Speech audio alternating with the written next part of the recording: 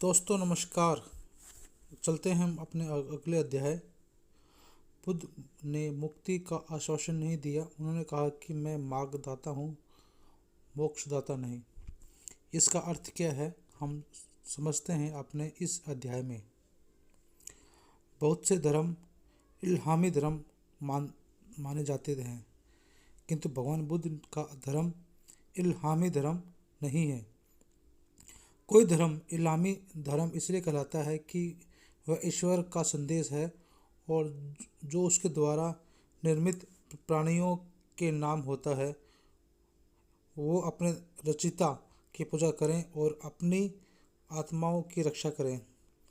प्राय ये संदेश किसी चुने हुए व्यक्ति द्वारा भेजा जाता है जो पैगंबर कहलाता है, जिसे वह संदेश प्रकट किया जाता है और फिर वह उस संदेश को लोगों के सामने प्रकट करता है, तब वह धर्म कहलाता है।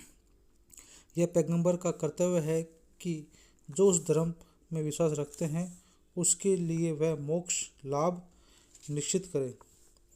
उस धर्म में विश्वास रखने वाला व्यक्ति की मुक्ति का अर्थ है उसकी आत्माओं की रक्षा करना तथा उन्हें नरक में जाने से बचाना, बशर्ते वह ईश्वर की आज्ञा का पालन करे और पैगंबर को उसका दूत माने। बुद्ध ने कभी भी अपने को खुदा का पैगंबर होने का दावा नहीं किया। यदि किसी भी व्यक्ति ने ऐसा समझा तो भगवान बुद्ध ने उसका खंडन किया है। इससे भी अधिक महत्वपूर्ण बात यह है कि भगवान बुद्ध का धर्म एक खोज है। इसके लिए किसी भी इल्हामी धर्म में सर्वथा भिन्न समझा जाना चाहिए।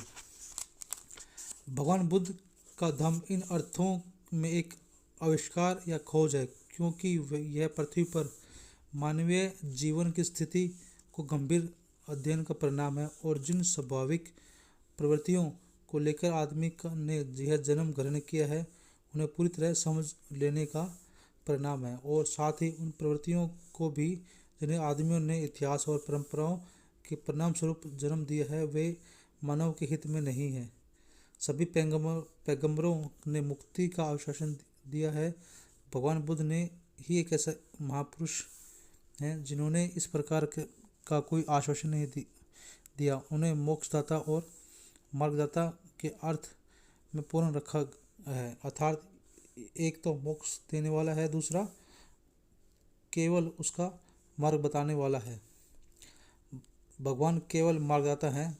अपनी मुक्ति के लिए हर किसी को स्वयं प्रयास करना होता है। उन्होंने एक सूत्र में ब्राह्मण मुगलान को यह बात सर्वथा प्रस्तुत कर दी थी। एक बार भगवान बुद्ध स्वाति में मिगारमता के प्रसाद पूर्वग्राम में ठहरे हुए थे।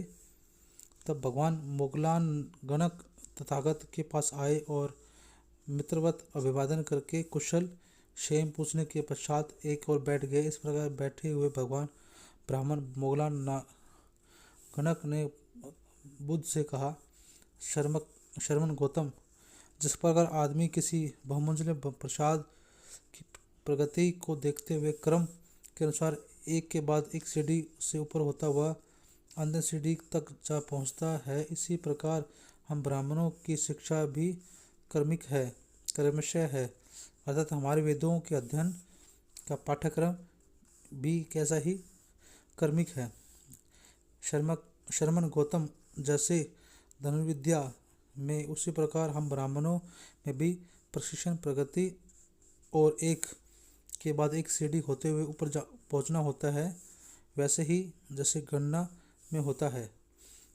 जब हम विद्यार्थी को लेते हैं तो हम उसी प्रकार गणना सिखाते हैं। एक दूनी एक, दो दूनी दो, तिया तीन, चौका चार, इस प्रकार से 100 तक। अब शर्मन गौतम, क्या आपने के लिए भी यह संभव है कि आप ऐसे शिक्षण का परिचय दे सकें जो कर्मिक हो, जिससे अपने धर्म में अनुयायियों उसी प्रकार से शिक्षण ग्रहण कर सकते हों।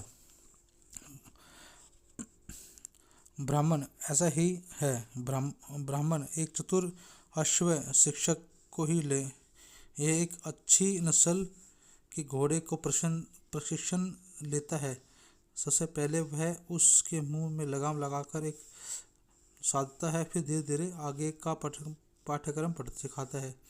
इसी प्रकार हे ब्राह्मण, ऐसे ही तथागत उस आदमी को साथ लेते हैं जिसे प्रशिक्षण देना होता है और उसे प्रथम शिक्षा इस प्रकार देते हैं जैसे देते हैं, आओ आउस सिलोन बनो, पतिमुख के नियमों का पालन करो, सदाचारण को ठीक प्रकार से जान लो, छोटे छोटे दोषों से के संकट को भी देखते हुए प्रशिक्षण ग्रहण करो और विनय में शिष्य बनो। जब वह इस प्रथम शिक्षा को प्रवीण हो जाता है तो तथागत उसे दूसरा पाठ इस प्रकार देते हैं, श्रमण आओ आँख से किसी रूप को देखकर उसके सामान्य स्वरूप अथवा उसके ब्यौरे के प्रति आसक्त न हो जाओ। दर्शन से उत्पन्न होने वाली उस उदासी को स्वयं रखो और जो अशांत रहने की किसी रूप को देखकर उत्पन्न होती है। यह अकुशल व्यवस्था बाढ़ की तरह आदमी को समेटे लेती है। तो इस प्रकार बुद्ध ने अपने उस ब्राह्मण के क्वेश्चन उसके जवाब दिया और इस तरह उसने उसको उसकी जो मन में उसके विचार थे उसने उसका निवारण किया। तो ये था हमारा आज का वीडियो और ऐसे ही हमारे वीडियो बने रहिए, हम ऐसे ही आपके लिए अच्छी अच्छी वीडियो बनाते रहेंगे। आज के लिए हम करते हैं धन्यवाद।